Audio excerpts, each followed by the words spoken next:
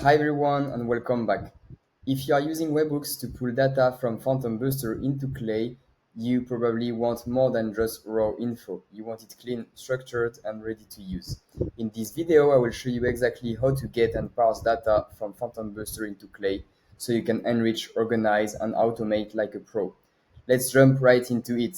Here I'm inside the Clay workbook and I just pulled data from PhantomBuster using the pull data module. I got my data imported in a single cell. I got 6 leads imported in a single cell each in a JSON object, but I'd rather like to get these data in a table. To parse the JSON into a proper table, I'll use the write to other table action. Then either select an existing table or create a new one where I want the parsed data to go. And as a list, select the pull data from PhantomBuster column as the data source.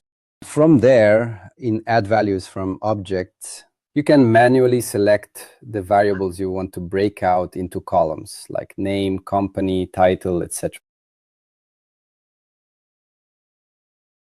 This step is crucial. It's how we go from messy JSON to a clean, usable table.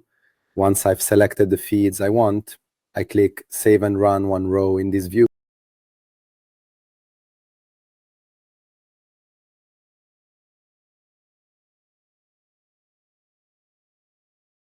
Clay will now write the parsed data to the new table. I can click the link to open it, and there it is. A brand new table with each lead broken out into structured rows and columns, just the way we want it.